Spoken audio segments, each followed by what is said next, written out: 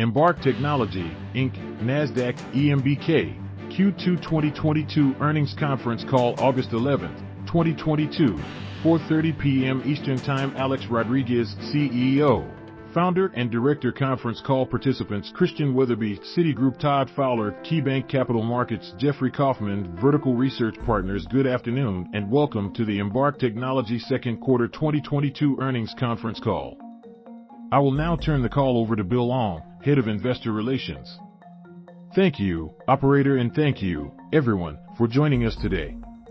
Joining me on today's call are co-founder CEO, Rodrigues, and CFO, Richard Hawa.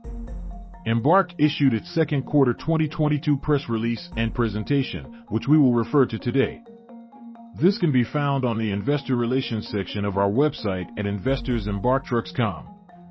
Please note, this call will include forward-looking statements based on current expectations and assumptions, which are subject to risk and uncertainties. These statements reflect our views only as of today and should not be relied upon as representative of our views as of any subsequent date.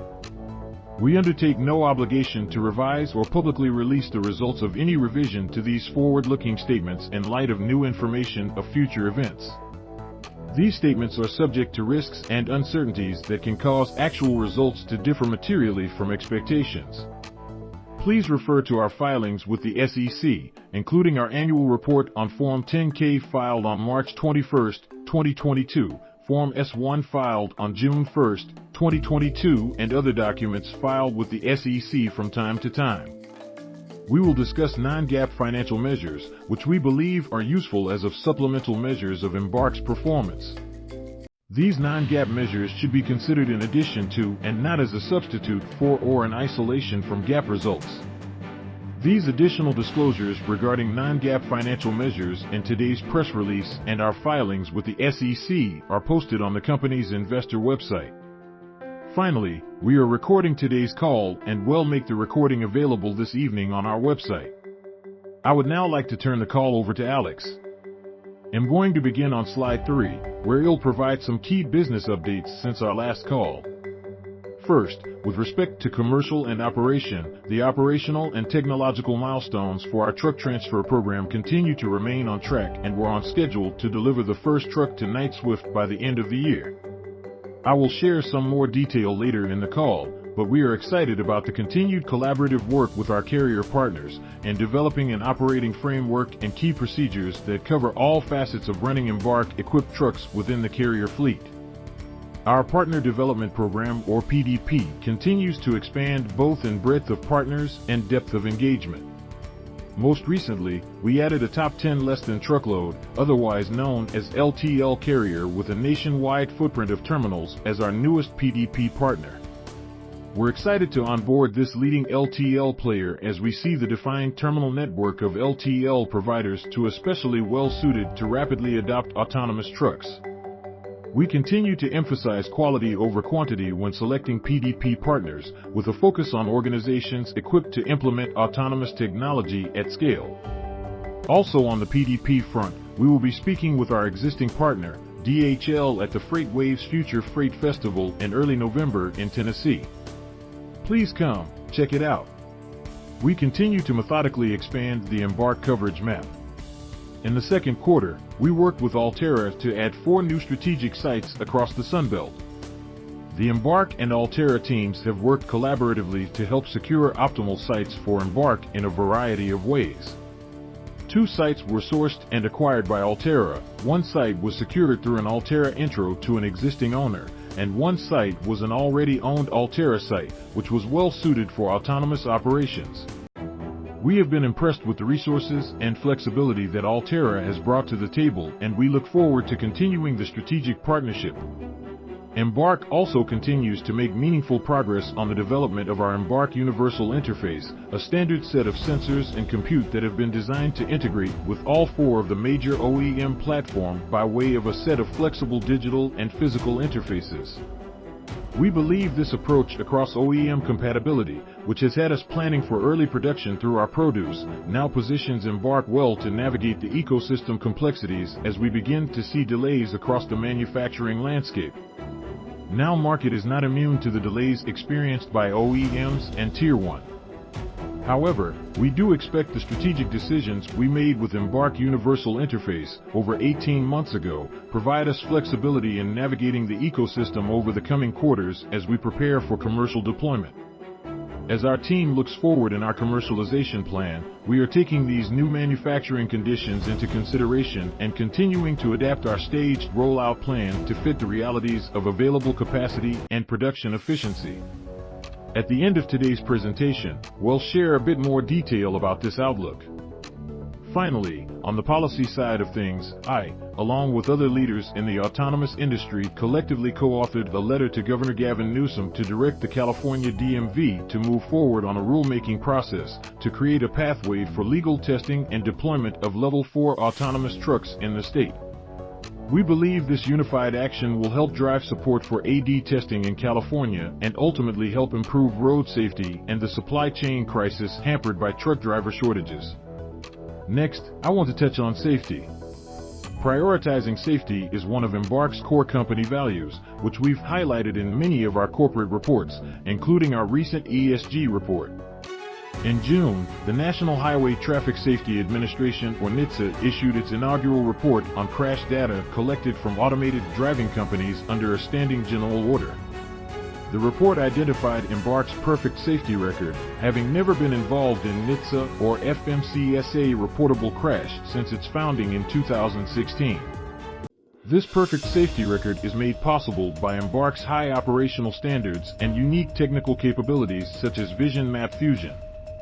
This report highlights the industry's focus on safety and Embark as a leader, prioritizing safety within the industry. Now turning to our technology roadmap. In 2022, we committed to achieving 2 of the 5 remaining technological capabilities we believe are required to commercialize Embark Driver. I'm proud to report that Embark successfully demonstrated autonomous emergency vehicle interaction, leaving just evasive maneuvers remaining this year. We'll discuss the emergency vehicle interaction milestone in more detail later in the call. We're excited about both the demonstration of technical capabilities and the government collaboration required to successfully achieve this milestone. And finally, I'm pleased to highlight 2 engineers from our world-class engineering organization and co-invented a simulation evaluation pipeline and recently filed a patent, which adds to our growing intellectual property portfolio. This cross-functional invention connects Embark's catalog of scenarios, which we captured during years of on-road testing, directly to our simulation environment. By connecting our extensive scenario database seamlessly to Embark Simulator with a robust querying tool, our engineers can quickly find the most valuable and relevant on-road data and pull it directly into a resimulation environment. There, they can further price the data, allowing for a targeted and rapid feedback loop between development and testing, which results in new features on the road sooner and with even higher confidence. You can read more about the process in a Medium blogs they wrote on the topic, which is linked on this page in the earnings presentation and can also be found on our investor relations website. Lastly, I want to address how Embark is adapting to the current market conditions. Embark's asset-light business model focuses on partnering with major constituents within the trucking ecosystem, including carriers, shippers, real estate partners, and Tier 1 manufacturers. This strategy allows Embark to be highly capital efficient by leveraging the resources and know-how of our partners.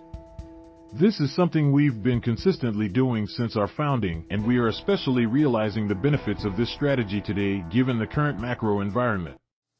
I'll speak to this in more detail a bit later. If there's one key takeaway about how we operate in our business and why we believe we are set up for success in a challenging macro environment, is because we are focused and we are efficient. And as we have consistently said, this provides flexibility to refine key initiatives, key partners, and the resources required to execute upon them. As the macro environment rapidly changed during Q2, we also adapted to ensure we can continue to be positioned for long-term commercial success. As you know, headcount is the primary driver of our free cash flow spend, and we implemented a more focused hiring effort during the quarter. Richard will speak in more detail on the implications for our free cash flow spend guidance for the remainder of 2022 as a result of this initiative.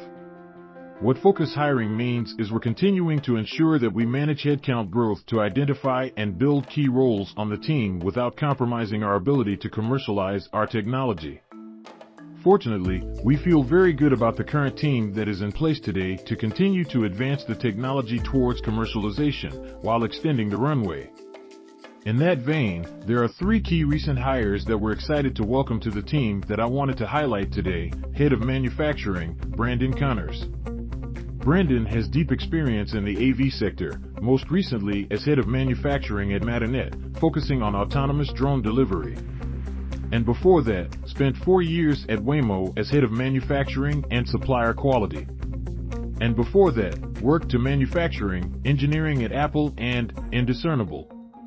Head of Sensors, Jim O'Keefe. Jim also worked at Waymo, where he spent 5 years as the camera sensor program manager. He's an intellectual engineer who began his career at NASA, developing data acquisition systems for space mission. Finally, Head of Business Development, Josh Raycroft. Josh previously led business strategy and partnerships Average and Hyperloop for 7 years. Prior to that, Josh spent 6 years in engineering at GE Aviation.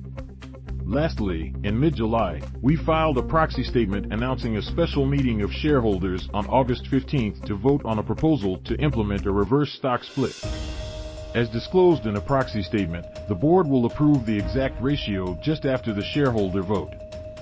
The exchange ratio will be set between 15:1 to 30:1. We expect Embark share price to begin trading with the effect of the reverse stock split as of August 17th. The objective of the reverse stock split is to ensure we meet the listing requirements for NASDAQ, as well as effectuate share price and float that meets investment criteria for many institutional investors. Now turning to slide 4, as we have done throughout the year, I want to reiterate the objectives that we laid out during our Q4 earnings call in March and that we plan to deliver on in 2022. First, to deliver the first truck into the fleets of carrier customers through our truck transfer program. Second, to accomplish 2 of the remaining 5 capabilities in our technological roadmap, bringing the total capabilities accomplished to 13 of 16 by the end of 2022. And third, to launch the backbone of the Embark coverage map across the Sunbelt region. I just touched on the continued expansion of the Embark coverage map and will provide a more in-depth review of our emergency vehicle interaction accomplishment, as well as the progress we've made across our TTP initiatives in the next few slides. Turning to slide 5, Embark's partnership with Knight-Swift and our joint work through the truck transfer program is paving the way for the industry's first deployment of autonomous trucks within a fleet operations. We're excited to report that the program is currently on track to begin delivering Embark-equipped trucks starting in December. We're on pace to have Knight-Swift drivers, maintenance personnel, and dispatch operators trained and ready to deploy the trucks within their regular operation, supported by the Embark Guardian software and associated support center. To date, we've made significant progress across both technology and operational milestones for TTP. On the technology front, we've refined our Embark Universal Interface or EUI to optimize for the uptime requirements of daily in-fleet operation. Specifically, we've hardened our compute stack to ensure sufficient reliability under the range of environmental conditions we expect the trucks to encounter, as well as simplifying our sensor packaging to optimize for serviceability by minimizing mounting points to the trucks. We're currently running these updated trucks through the latest pre-production testing. On the operations front, Embark and Knight-Swift have completed a detailed 40-page concept of operation, outlining the intricacies of how Embark-equipped autonomous trucks will operate within Knight-Swift operations. Alongside this detailed plan, we've jointly finalized a set of standard operating procedures for pre-trip inspection, truck dispatching, and remote monitoring through Guardian. These procedures will have Embark and Knight-Swift staff working together to ensure the consistent and safe dispatch of Embark-equipped trucks. In an effort to prepare Knight-Swift sites to receive, store, and launch Embark truck, the 2 parties have defined requirements for facilities that will have automated trucks overnight. Looking ahead as we progress towards project completion, Embark and Knight-Swift will focus on finalizing tech integration, executing training for relevant drivers, maintenance and device personnel, and executing the handover of trucks beginning in late Q4. We believe these key real-world learnings will allow us to support being able to deploy our technology at scale in the near future. Next, we'll move on to slide 6. We successfully demonstrated our emergency vehicle interaction milestone through collaboration effort with the Texas Department of Public Safety and the Travis County Sheriff's Office. I'm sure many of you have seen the videos of self-driving cars in San Francisco appearing to be pulled over and then unexpectedly started driving again.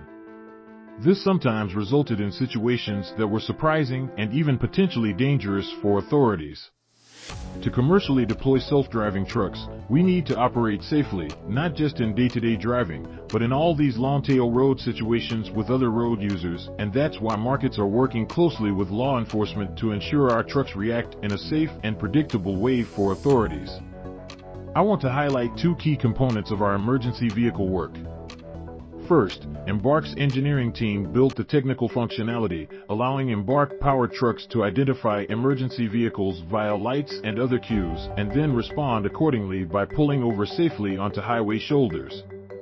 Second, Embark developed an interaction protocol with input from law enforcement that can enable any law enforcement officer to safely stop, approach, and receive information from an autonomous truck intuitively by utilizing a scalable process, including communication with a remote guardian support technician and a built-in lockbox on the truck. Importantly, this process is safe and allows for seamless interaction with law enforcement without the presence of a driver. This represents the first ever public demonstration of an autonomous truck participating in a routine traffic stop on a public highway. With this engineering breakthrough, Embark has now achieved 12 technical milestones on our roadmap and is a step closer to commercial deployment. A video of the capability and action and more detail on the accomplishment can be viewed on Embark's Investor Relations website. And with that, I will turn it over to Richard to discuss the financial details. On slide 7, it'll highlight some of the key financial metrics that support our business progress. Our cash and cash equivalents were approximately $220.4 million as of June 30, 2022. Our free cash flow spend for the quarter was $24.7 million versus last quarter at $19.9 million. This brings our total free cash flow spend to $44.7 million for the first half of the year. We continue to feel very good about managing our free cash flow spend, continuing to grow the business, while working to find efficiencies that can help continue to extend our runway, under the presumption we could be in a prolonged challenging macro environment. As Alex mentioned earlier, as we've consistently spoken about, one of the benefits of having an asset-light business model is we are able to be highly capital efficient. And in this current macro environment is proving to really be beneficial. I'll add some additional detail on this point a bit later. With that backdrop, we are revising our full-year free cash flow spend guidance from $125 million to $140 million to $100 million to $115 million. We're also revising our stock-based compensation expense guidance for the full year from $70 million to $75 million to $60 million to $65 million. It'll provide some additional detail on the next slide as it relates to the revised guidance. As we stated, headcount is the primary driver of free cash flow spend. Even in a focused hiring environment, we did see sequential increase in our headcount by 38 team members in Q2 to end the quarter with 340 team members. Our staffing remains engineering focused, where our R&D employees at the end of June represent about 80% of the overall headcount. Going through the rest of the P&L, second quarter net loss was $14.3 million.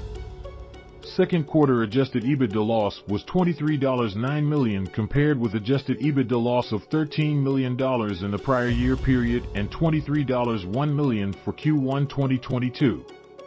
We provided a non-GAAP reconciliation in the appendix for your reference. I want to provide a deeper dive as it relates to our updated free cash flow spend and stock-based compensation expense guidance for 2022, as you can see on the left-hand side of this slide. In addition to identifying process improvements by continuing to focus on finding efficiencies, we are able to manage the free cash flow spend accordingly. As Alex mentioned earlier, we do not believe this reduced level of spend will impact our ability to commercialize or achieve our objectives for 2022, but rather ensure we have flexibility to extend the runway and commercialize in a focused manner, while de-risking the business plan. As we have said, Embark's business model is differentiated from other AV companies as we are an asset-light software-as-a-service company. As such, we have the ability to define and refine our key initiatives, key partners, and the resources required to execute upon them. Coupled with our ability to flex operating expense structure, this reflects our disciplined approach to direct our efforts in developing a leading technology that can be utilized commercially in a capital-efficient manner. As you know, during the last quarter, we had already guided that we would be at the lower end of the initial range of free cash flow spend of $125 million to $140 million.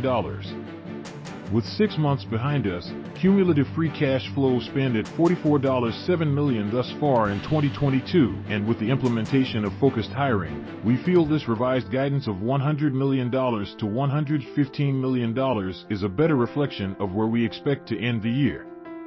You can see on the right-hand side of the page, the key areas we expect savings are related to personnel expense, primarily as a result of focused hiring effort, related process efficiencies, and additional cash saving as a result of the head count we expect for 2022. And lastly, continued favorable net working capital we anticipate. With respect to stock-based compensation, we had expenses of $29.0 million for the first 6 months of the year. Our revised guidance is better aligned with focused hiring over the remainder of 2022, taking into account the methodology for its stock-based compensation spec is calculated depending on the type of award, and lastly, incorporating the impact on the fair market value as a result of stock price volatility. I'll now turn the call back over to Alex to reinforce how we are able to deliver our technology in conjunction with the actions taken to extend our operating runway. Moving on to slide 9, one of the things I want to highlight in this call is how we've been able to be much more capital efficient relative to our competitors. Executing an asset-light business model to achieve our objectives is in our company DNA early on in the AV industry. It was less clear if hardware development would accelerate quickly enough to be able to support the software. And as such, many companies became dependent on in-house solutions for certain components, which is more costly and much less capital efficient. At Embark's founding, we had the hypothesis that by focusing on world-class software development and partnering with industry leaders for various complementary hardware components, we could accomplish a lot more with a lot less resources. When you fast forward 5 years to today, there are industry partners who are able to provide those complementary components that meet or exceed Embark system requirements. And because of Embark's decision to partner with best-in-class component suppliers and focus solely on software development, we believe that we have done more while spending less than anyone in the AV industry. Carriers and investors are usually quite impressed when they do arrive along in one of our trucks. And one of the most common questions I get afterwards, if someone has been in multiple AV trucks, is how is Embark able to deliver such an industry-leading software stack when some of our competitors are outspending us by $1 billion or more? The answer I always give is that most of our competitors are trying to do a lot of different things at the same time. When you zoom in on Embark's one area of focus, building the software layer of the stack, specifically for AV truck, we have a very competitive level of investment. What has allowed us to be so efficient is that unlike our in-house focused competitors, in addition to the hundreds of millions of dollars that we are spending directly, we're able to build on top of technology partners with a lifetime technology investment estimated to be over $1.2 billion. I want to talk about 3 of these key technology partners in more detail. These all represent components that one or more of our competitors develop in-house today, and where Embark has been able to be much more efficient by leveraging the hundreds of dedicated R&D employees from our partners. First, LiDAR. Instead of designing or building a custom LiDAR, Embark has chosen to work with an industry-leading partner who has 9 years of experience in developing a high-quality LiDAR product that is designed to be automotive-grade and meets Embark's performance requirement. This allows a small number of Embark machine lending engineers to deliver differentiated value by developing industry-leading segmentation algorithms on top of proven hardware. Second, autonomous domain controller. On the compute side, instead of designing and building our own compute board in-house, Embark is partnered with a leading supplier who has 24 years of experience and has developed these types of boards for others while meeting exacting military-grade hardware reliability and performance standards by collaborating with an experienced partner. A small team of Embark engineers is able to develop the qualifications and specifications for an autonomous domain controller that meets our needs at a fraction of the cost. Simulation is known to be a resource-intensive part of the self-driving problem. One of the ways that Embark has been able to achieve significant efficiencies relative to our competitors is by working with a partner that can provide base simulation infrastructure for perception, planning, and controls. These are the types of resource-intensive physics engines the other AV companies have hundreds of engineers working on because they choose to do everything in-house. Even though this doesn't create differentiated value, by partnering on simulation infrastructure, Embark is able to have a smaller simulation team that focuses on truly value-added simulation IP, like the patenting recorded data to simulation pipeline we talked about earlier in the call. In each of these examples, the results speak for themselves. We have been able to leverage significant technology investment by others and benefit from years of know-how from hundreds of specialized engineers outside our organization, which represents an estimated lifetime technology investment of more than $1.2 billion. This allows us to be flexible in how we deploy Embark's resources to align against our initiatives in a capital-efficient manner. I would like to conclude on slide 10 by taking a closer look at the $730 billion U.S. trucking market and how Embark is planning on commercial rollout within this larger ecosystem. We often think about the trucking market as 53-foot dry vans, moving consumer goods in a truckload model. However, in reality, this market is far more diverse and is composed of many different segments. For example, you can think about it by cargo type, while we commonly think of consumer goods being shipped. There's also agriculture, mining, logging, and oil and gas products being transported, often in rather remote location. Similarly for trailer type, there are also reefer, flatbed, car holes, and so on, each of their own complexities. And for the operating model, while we hear a lot about single truckload, goods are moved through many operating models, including dedicated, LTL, and relay, with each of these operating models providing differing levels of control over where the truck must go. For each of these various subsegments and applications within the broader market, the opportunity to utilize AV technology is driven by simplicity of ODD, value created per truck and market size, focusing on the high ROI trucking subsegments that possess a simple ODD, high value per truck, and sufficient size will serve as an effective starting point for our rapid scaling. One of our key insights when we founded Embark in 2015 was to simplify the problem, leading us and lead much of the AV industry to trucking. We're now doubling down on this insight to deeply assess the submarkets within trucking to identify opportunities to pull forward commercialization in a capital-efficient manner and demonstrate our technology working in a commercial setting by focusing the problem. I'll now turn the call over to Bill. As we turn to slide 11, Embark will hold a special meeting with shareholders on August 15th to vote upon the reverse stock split. We'll be participating at the Cowen Global Transportation and Sustainable Mobility Conference virtually on September 8th. Embark is also presenting during the September 27th through 28th at the Move American Conference in Austin, and on November 1st to the 3rd, we will have a joint presentation with DHL at Future of Freight Festival in Chattanooga, Tennessee. During our 1Q earnings call, we announced our second annual Embark Day event to be held in September, which was to take place at our new 50,000 square foot headquarters in San Francisco. However, due to construction delays beyond our control, we will push back this late summertime event. Once we have an updated timeline, we will provide more details. Operator, let's begin the question and answer session. Question and answer session. Today's first question comes from Chris Weatherby at Citi. Thanks for taking the question.